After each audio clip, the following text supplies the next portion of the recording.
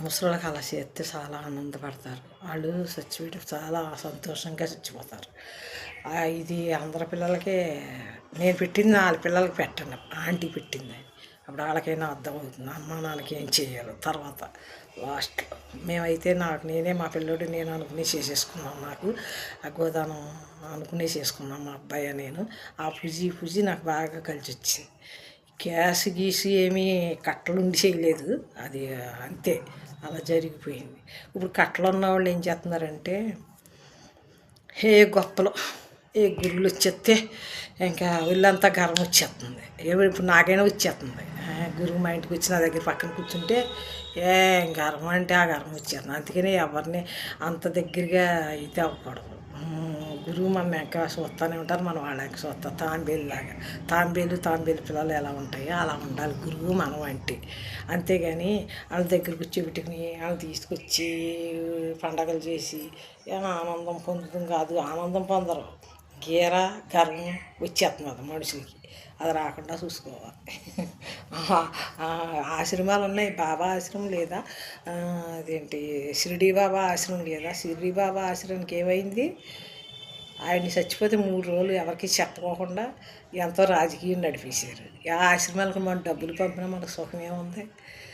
అందుకని ఆశ్రమాలకు పంపక్కర్లేదు. మన చుట్టూరు బోలెడు మంది ఉన్నారు. అలా చేసుకోవాలంటే లేదు, ఎవరి ఇష్టం వాళ్ళది. అది కాదు. ఏంటంటే కొంతమంది కోట్లు సంపాదిస్తున్నారు. కోట్లలో రూపాయి కూడా ఖర్చు పెట్టుకోరు. వాళ్ళ కింద ఖర్చు పెట్టుకోరు. పిల్లలకే ఉండాలి. వాళ్ళ చేతితో రూపాయి దానం చేయరు. అది అలాంటి వాళ్ళు ఎలా పుడతారంటే దూరంగా ఉండి డబ్బులు దాచినోడు కథ ఒకటి చెప్తాను. ఒక చెట్టు కింద ఒక జ్ఞానం చేసుకుంటాడు. ఏటా ఊరు వచ్చాక అతను ఒక ముసలాయన 2-3 కొడుకులు ఉంటారు. అయితే ఆ స్వామీజీకి ఏదో బిచ్చ పెట్టాలని ఏదో భోజనం పెట్టినట్టు ఉన్నారు. ఆ రోజు ఏమన్నాడంటే అతను, మీరు జ్ఞానం తీసుకోండి, మంత్రం ఇస్తాను తీసుకోండి. జ్ఞానం అంటే ఇప్పుడు పిల్లలు ఎదిగారు, ఇంక పెళ్ళి అయినాయి, ఇంకా బాధ్యతలు అవ్వలేదు, ఆ బాధ్యతలు అయ్యాక తీసుకుంటాను అంటాడు. అలాగే 4 ఏళ్ళగా ఇంకా పెళ్ళిళ్ళు అయిపోయాక ఒకసారి మళ్ళీ వచ్చి తీసుకుంటారంటే ఇప్పుడు కాదు, మానవులు మానవులు ఎదిగాక, మానవులు అయిపోయాక ఇంకేమీ లేదు. ఆ తర్వాత మళ్ళీ ఒకసారి వచ్చేటడికి అతను లేడు. లేకపోతే కొడుకులు చూసి కేకేసి పిష్టం ఎత్తారు. ఏంటమ్మా మీ నాన్నగారు లేరు ఏంటంటే, లేరు కాలం చేశారు అన్నారు. ఆయన ఆ చెట్టు కింద కూర్చుని దివ్య దృష్టిలో చూస్తే పుట్టలో పాము అయి పుట్టాడు. పాము, ఆ పుట్టలో పాము నాగుపామై పుట్టి ఇంటి చుట్టూరు కాపలాగా చేస్తున్నాడు. అది నిజమేనని ఒక్కడి చెప్పారు. ఇలాగ నిన్న వచ్చారు కదా స్వామీజీ, అలాంటి ఆవిడ ఇంకొకళ్ళు చెప్పారు అలాగా. ఈవిడేమో రాజుకథ చెప్పారు కదా, అది మనం అదే అర్థమైంది కదా. ఎవరి మీదన్నా చెప్పుకుంటే అంతే అయిపోతాం. అది రాజు కథ పిల్లి కథ 2 బాగానే ఉన్నాయి.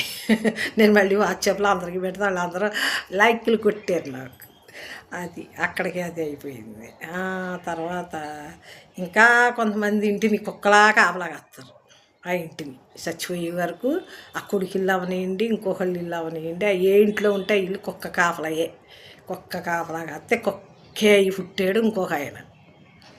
ఆడవిడో మగైన మొత్తం మీద కుక్క అయి పుట్టారంట. ఇలాగే దిష్టి వస్తే కుక్క అక్కడే మురుగుతూ ఉంటుంది, అక్కడే ఉంటుంది. ఇది ఎవరంటే మీ నాన్నగారే అని చెప్పారు. అది కూడా ఇలా స్వామీజీలే చెప్పారు. నేను సొంతంగా చెప్పటం కాదు, స్వామీజీల దగ్గర ఎన్నయ్యే మీకు చెబుతున్నాను. నేనే ఇక్కడ జ్ఞాన మంత్రాలు కాదు. రోజు ఒక అది సాక్ష్యం, పచ్చి సాక్ష్యం. నేనేం జ్ఞానం ఏంటంటే ఒక తులసి మొక్క నీళ్ళని ఒక దీపం పెట్టడం నా జ్ఞానంలో నేనున్నాను. నా జ్ఞానం నాకు అబ్బిందో లేదో కూడా మనకు తెలియదు. అది అంతా పైన ఆయనకి తెలియాలి. మన చుట్టాలకే, మన చుట్టూరు జనానికి తెలియాలని లేదు. మన జ్ఞానం అంతా ఆయనకి తెలియాలి. చచ్చిపోయిన తర్వాత నా వెనకాల ఉన్నోళ్ళు చెప్పుకోవాలి. ఉండగా నా గొప్పలు నేను చెప్పుకున్నానంటే అయిపోతాను. నేను పెట్టాను కదా మెసేజ్, సాయిబాబా పెట్టాడు కదా. అంతే. నువ్వు ఉన్నాక నీ గొప్ప నువ్వు చెప్పుకోకూడదు. నువ్వు చచ్చిపోయిన తర్వాత నీ మాట రావాలి. నువ్వు చచ్చిపోయిన తర్వాత నీ వెనకాలోళ్ళు నిన్ను నిన్ను తలుచుకుంటే అప్పుడు నువ్వు బతికినట్టు. నువ్వు ఉండగా నువ్వు తలుచుకుంటే చచ్చినట్టేనంట. ఇదొకటి ఇదో కథ నిజంగా అదే.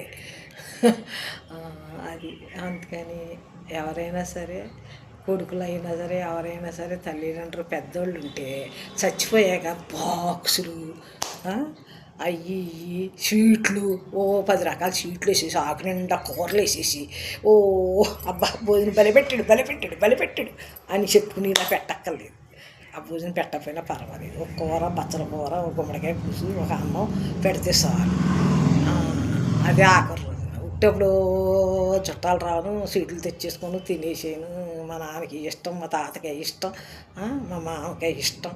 ఇవన్నీ ఒక బుట్టలో పోసి ఎక్కర్లేదు. అవన్నీ మానేసి ఉండగా గోదానం వాళ్ళ చేతులు తళ్ళించుకుని ఇలా చేసి ఆ రోజు డబ్బులుంటే పెట్టుకోండి. భోజనాలు గొప్ప కోసం పెట్టుకుంటారో ఏం పెట్టుకుంటారో పెట్టుకోవచ్చు డబ్బులు ఉన్నోళ్ళు.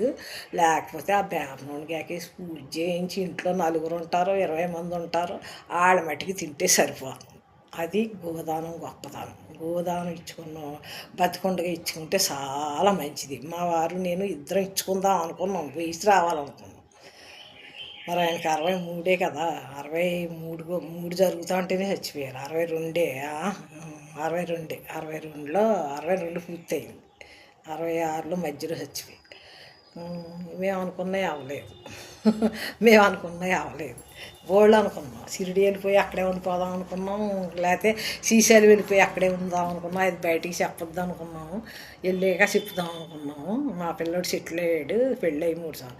వెళ్దాం అనుకునేటడికి ఇదే పేరు శ్రీశైలం వాళ్ళు పిలిచారు. అదేంటి షిరిడి సాయినాథ్ గుడికాడ వాళ్ళు పిలిచారు మా ఆయన్ని. రెండిట్లో ఏది దగ్గర అనుకుంటే అది వెళ్దాం అనుకున్నాం. అంటే షిరిడి అంటే మా హైదరాబాద్ దగ్గరే కదా. మా వాడు అప్పుడు హైదరాబాద్ పోయి షిరిడి వెళ్ళిపోదాం అనుకున్నాం. షిరిడి కాకపోతే శ్రీశైలం అనుకున్నాం. రెండిట్లో ఏదో ఒకటి నిర్ణయించుకుందాం దగ్గరికి వచ్చాక అనుకున్నాము. అది అలా అయిపోయింది. ఇంకా అలా వెళ్ళకపోతే మా ఇల్లే ఆశ్రమం చేసుకుందాం అనుకున్నాం. పైన ఒక 2 అంటే యజమాని ఉంటారు. అప్పుడు నేను చేయలేను కదా. అప్పుడు 2 అనాథ ముసలోళ్ళు ఎవరన్నా పాపం ఎవరు చూడలేని వాళ్ళు ఉంటే కనుక పైన అక్కడ పెట్టుకుని 4-5 పెట్టుకుని మన ఇంటికాంచి భోజనం పైకి పంపేటట్టు అలా చేద్దాం. అటు డాక్టర్ ఉండాలి, ఆర్ఎంపీ డాక్టర్ ఉండాలి, మనిషి ఉండాలి పైకి అన్నీ పట్టుకెళ్తానికి. వంట నేనే చేసేద్దాను. ఇప్పుడు వరకు నేనే చేసేస్తున్నాను. అలాగే చేసేద్దాను. 4 కూరలు వండేస్తాను, ఇంత రైస్ ఇట్టేస్తాను, అయిపోతుంది. పప్పు చారు అలా ఏది పడితే అదే అయిపోను.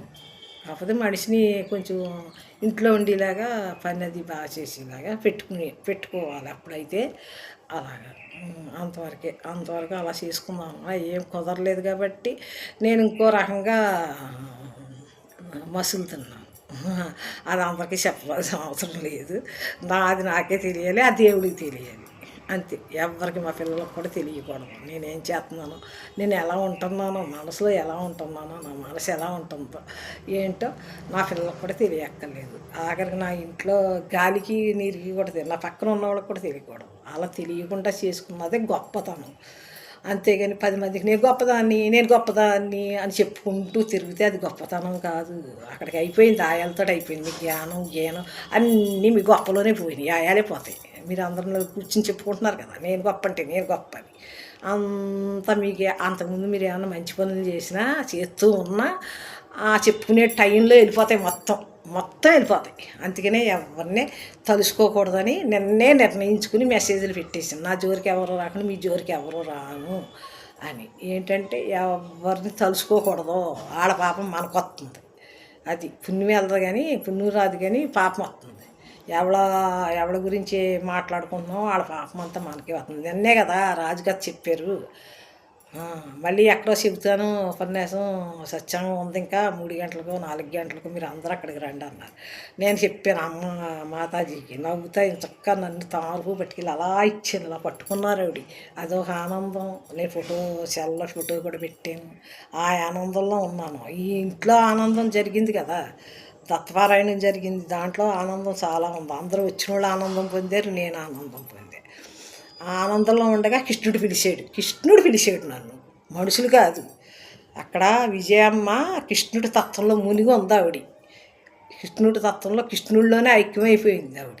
ఆవిడ ఆవిడ ద్వారాగా నన్ను పిలిపించాడు. ఆవిడ కృష్ణుడు, ఆయన కృష్ణుడే. ఆ కృష్ణుడు పిలుపు వచ్చింది. పిలుపు వస్తే ఎలా వెళ్ళాలి? ఒక పువ్వే పట్టుకెళ్ళాను, తామర పువ్వే పట్టుకెళ్ళాను. తామర పువ్వు ఎంత వికసించింది, మన మనసు కూడా అంతే వికసించాలన్నట్టుగా అర్థానికి అది. అందుకే ఆ పువ్వు పట్టుకెళ్ళాను. ఆ పువ్వు కూడా 2 పువ్వులే ఉన్నాయి. అందరికీ 2 వేసి పంచాను చుట్టుపక్కల వాళ్ళకి. అది 2 పువ్వులు ఉంచుకున్నాను. ఒక పువ్వు గురువుగారికి, ఒక పువ్వేమో కృష్ణుడికి వెళ్ళింది. ఎంత ఆనందం, ఎంత ఆనందం! ఆనందంలో మునిగి ఉన్నాను నేను. ఆనందమే పరమానందం. మంగళం నిత్య శోభ మంగళం, ఆరోగ్య మంగళం, ఆనంద మంగళం. పిల్లలు వాళ్ళు ఎవరన్నా కళ్యాణ మంగళాలు, అందరికీ మంగళం. ధన్యవాదాలు, అందరికీ ధన్యవాదాలు చెప్పుకుంటూ, భూమాతకి, ఆకాశానికి, మనుషులకి అందరికీ ధన్యవాదాలు చెప్పుకుంటూ, ప్రకృతికి ధన్యవాదాలు చెప్పుకుంటూ, సర్వే జన సుఖినో భవంతు, సర్వే జన సుఖినో భవంతు, సర్వే జన సుఖినో భవంతు, లోకా సమస్త సుఖినో భవంతు, లోకా సమస్త సుఖినో భవంతు, లోకా సమస్త సుఖినో భవంతు. ఓం శాంతి శాంతి శాంతి.